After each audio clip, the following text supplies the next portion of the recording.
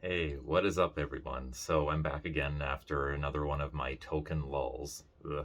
Just got busy again, no big deal. But I am glad to be back in the saddle, and today I'm talking about the latest Shudder original called Spoonful of Sugar. It's directed by Mercedes Bryce Morgan, and I hadn't heard of her previously, but doing a quick search, it looks like this movie isn't necessarily her first rodeo. But based on this movie, I am definitely curious to check out her back catalog because this was a great surprise. I honestly didn't know what to expect. I didn't watch a trailer or anything. I glanced at the synopsis and I wasn't completely sold on it. Because while I generally enjoy the Shudder originals a lot, some of their more recent art house offerings like Skinamarink have unfortunately been a little bit underwhelming for me. But this movie was 10 times more entertaining than I expected it to be.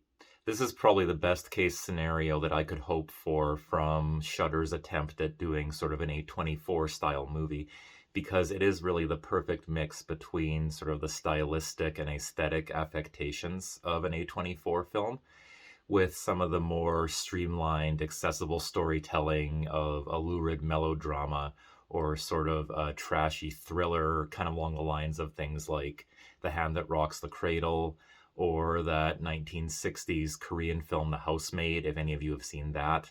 I thought of that movie more than once while I was watching this one for some reason. And it's about a young lady named Millicent, or Millie, very well played by Morgan Saylor. And she's a young lady who, right from the get-go, seems to be carrying more than her share of baggage and issues. Although it is honestly a little hard to be sure how much of what we are seeing is actually a manifestation of personal demons and how much of it is just sheer hallucination, because Millie is constantly dosing LSD, like, throughout the movie.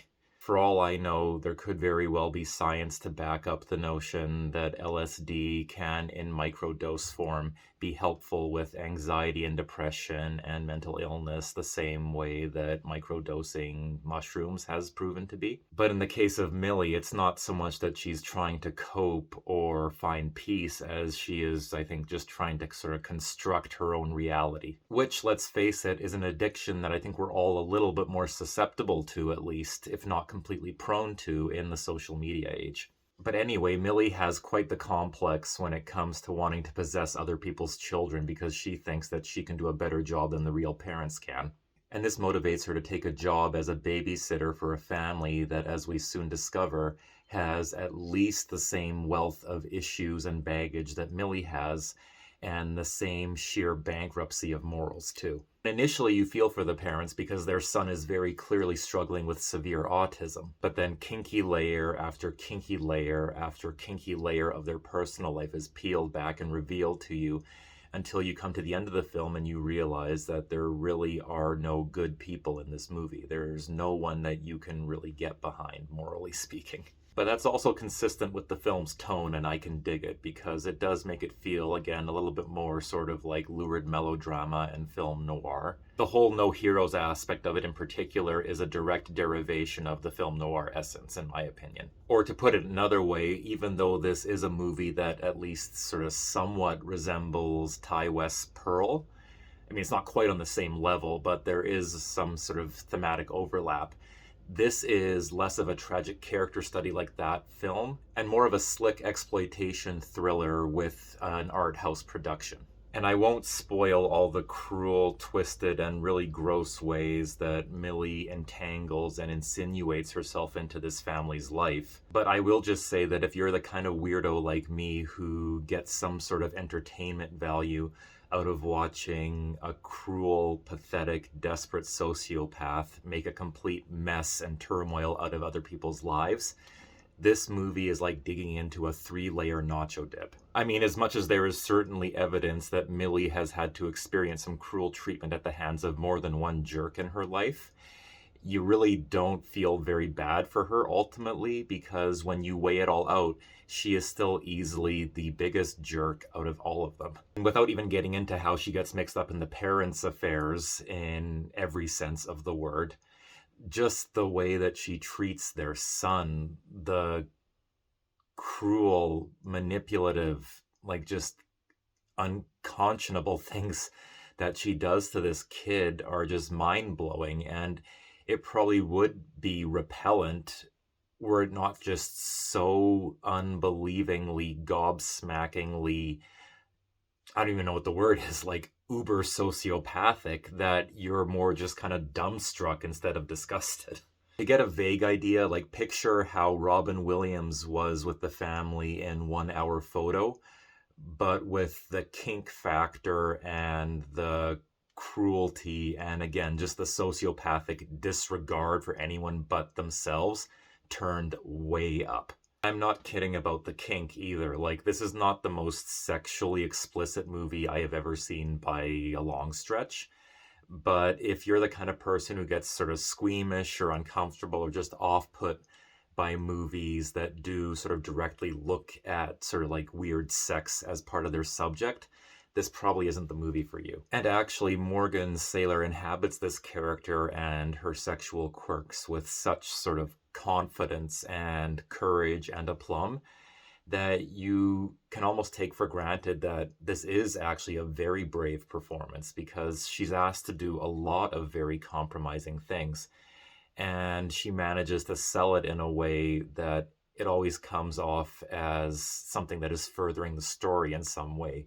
You never feel like it's part of like a sideshow act at a carnival or anything like that. Everything is serving a purpose here. But I do sincerely hope for her sake that they had counselors and a support team on set. And much like the director, Morgan Saylor is not an actress I'm all that familiar with. She was in Homeland, I think. But here she creates such a fully formed character with such a menacing, malevolent, but still somehow fascinating presence that I cannot wait to see what else she does in the horror genre, because I think that she has it in her to create a really classic villain in a performance. This didn't quite get to that point for me, even though it is an excellent performance in a generally excellent film.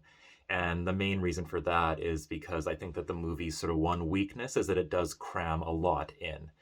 Again, I'm not going to spoil anything, and to be fair, this is only a 90-minute movie, so this is all relative. Like, it's still a pretty efficient film.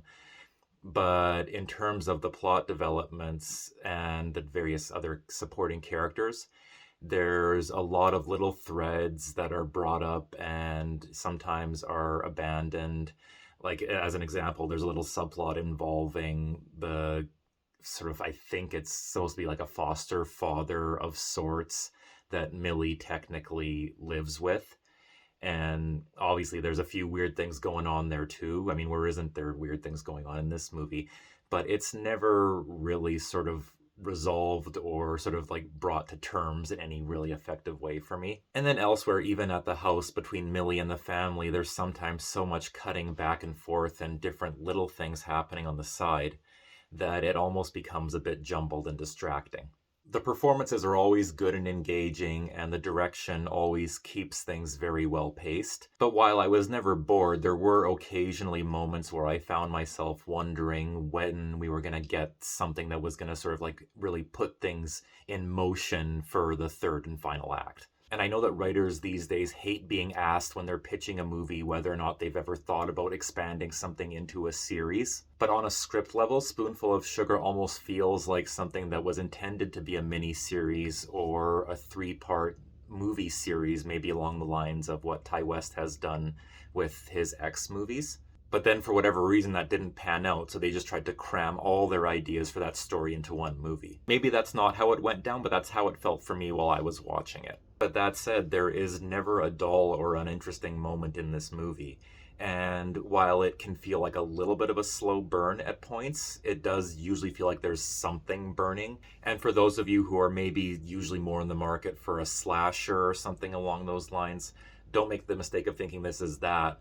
But I will say that if you wait it out until the end, you'll be surprised by how bloody it does get when things finally do hit the fan. This is one of those movies like Sissy where you don't get a whole lot of violence, but when you get it, it's a little bit more savage and in your face than you might expect. I can't hesitate to recommend this movie. I went into it thinking that it was something that was made for a very niche audience, and came out the other end thinking that this is actually a horror movie that probably has a little something for just about every kind of horror fan. After my experience with Skinamarink, this is definitely a big comeback for me as far as the Shudder originals go. Thanks for restoring my faith, guys, and keep pumping these out. I love what you're doing for the most part. If you've seen Spoonful of Sugar yourself, let me know what you think down in the comments. This is a movie that I think is probably going to be a lot of fun for people to talk about. And tomorrow night, I'm going to be hopping on the live stream with The Real Fifth Beatle, JT's Horror Discussions, and Savage Zombie Reviews to go over our favorite horror films of the noughties. I can't wait for that. It's going to be a lot of fun, I can guarantee it. I'm planning to cover the Doll films by Indonesian director Rocky Suraya pretty soon here, so keep your eyes tuned to the channel for that.